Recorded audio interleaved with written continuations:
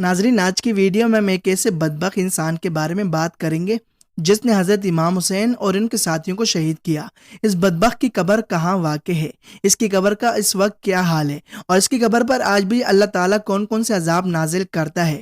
اس ملعون کی پیدائش کس شرمناک طریقے سے ہوئی۔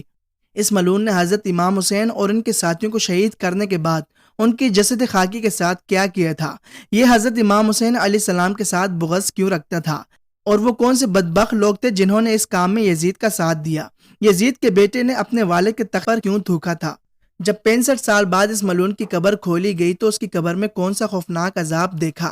یہ سب کچھ جاننے کے لیے ویڈیو کو آخر تک دیکھیے گا، مگر روزانہ کی طرح ایک چھوٹی سی ریکویسٹ ہے، اگر آپ ہمارے چینل پر نئے ہیں اور چینل کو نہیں سبسکرائب کیا تو چینل کو سبسکرائب کر کے بیل نوٹیفیکیشنز کو بھی آن کر دیں، اور ویڈیو پسند آنے کی صورت میں لائک کر کے شیئر کر دیں، اور کمنٹ سیکشن میں اس ویڈیو کے حوالے سے اپنی رائے کا اظہار بھی کیجیے گا۔ تو آئیے چل کر ویڈیو کا آغاز کرتے ہیں۔ ناظرین، یزید وہ بدبخت انسان تھا جس کے ماتھے پر اہل بیت کے قتل کا سیاہ دبا تھا۔ قیامت تک اس ملعون کا نام حقارت سے لیا جائے گا۔ یہ بدبخت سیاہ دل انسان خاندان کی ذلت کا باعث، بد اخلاق، شرابی، بدکار اور ظالم، بے ادب، گستاخ اور اہل بیت کا خون بہانے والا انسان تھا۔ اس ملعون نے اپنے دور میں ایسے گھٹیا کام کیے جس سے انسانیت بھی شرما جائے۔ یہ ملعون 25 ہجری کو دمشق میں پیدا ہوا۔ یزید سود اور زنا کو عام کرنے والا ایک بدبخت انسان تھا۔ آپ صلی اللہ علیہ وسلم نے فرمایا تھا، حسن اور حسین جنت کے سردار ہیں۔ حسن میرا بیٹا ہے اور حسین علی کا بیٹا ہے۔ مسلمان شروع سے ہی غدار ہے۔ حسن علیہ السلام کو زہر دینے والا کوئی اور نہیں بلکہ اس کی بیوی تھی، جبکہ حسین کو شہید کرنے والے کوئی اور نہیں بلکہ مسلمان ہی تھے۔ یزید کے 12 بیٹے اور 5 بیٹیاں تھیں، لیکن اس کو اپنے بیٹے معاویہ سے بے حد پیار تھا۔ یزید نے اپنے بیٹے معاویہ کی تربیت شہزادوں کی طرح کی۔ یزید ملعون نے اپنے اس بیٹے کو ایک استاد کے پاس پڑھائی کے لیے بھیجا، اور وہ استاد اہل بیت سے بے انتہا محبت کرتا تھا۔ اس استاد نے معاویہ کو اہل بیت کی شان و محبت بتائی۔ جب یزید کا بیٹا معاویہ تخت پر بیٹھا تو اس استاد کی محنت رنگ لانے لگی۔ اس نے آتے ہی واقعہ کربلا کی تحقیقات کی۔ جب اس کو معلوم ہوا کہ اس کے باپ یزید ملعون نے مسلمانوں کو کس قدر نقصان پہنچایا تو اس نے لوگوں کو اپنے دربار میں جمع کیا۔ پھر سب سے پہلے اس نے اپنے دربار میں اللہ تعالیٰ کی حمد و ثنا بیان کی، پھر حضرت محمد صلی اللہ علیہ وسلم اور اس کی آل پر درود بھیجا۔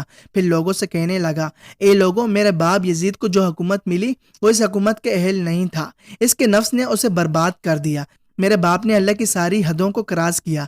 میرے باپ یزید نے اہل بیت پر بے شمار ظلم و زیادتی کی۔ یہ الفاظ بولتے یزید کا بیٹا معاویہ بہت زور سے رونے لگا اور کہنے لگا، اے لوگوں، میں تمہارے گناہوں کا بوجھ اپنے کندھوں پر نہیں اٹھا سکتا۔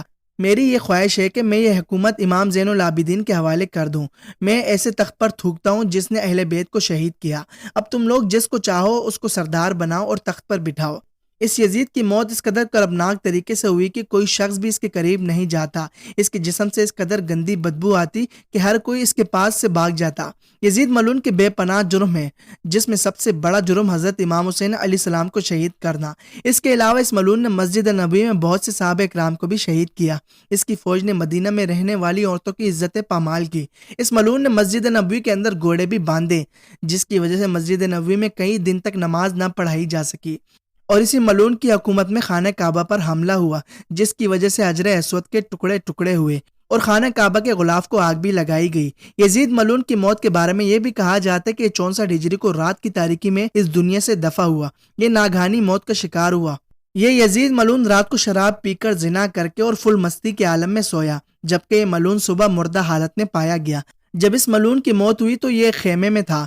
اس کی لاش سے اس قدر گندی بدبو آتی تھی کہ پاس کھڑے لوگ بھی بھاگنے پر مجبور ہو جاتے، اور اسی وجہ سے اس کی لاش کے پاس کچھ وقت تک کوئی انسان بھی پاس نہ آیا، اور پرندوں نے اس کی لاش کو چیر کر رکھ دیا تھا۔ بڑی مشکل سے اس کے لیے گڑھا کھودا، پھر اس بدبخت ملعون کی بدبودار لاش کو اس گڑھے میں پھینک دیا۔ یوں اللہ تعالیٰ نے اس ملعون کو نشان عبرت بنایا۔ جس جگہ پر اس کی قبر موجود ہے وہاں پر لوگ آج بھی پتھر مارتے ہیں، اور اس ملعون کی قبر پر ہر وقت آگ بھی جلتی رہتی ہے۔ ایک اور روایت میں آتا ہے کہ یزید ایک خوفناک بیماری میں مبتلا ہو گیا تھا۔ اس بیماری کی وجہ سے اس ملعون کی آنتیں جلنے لگی۔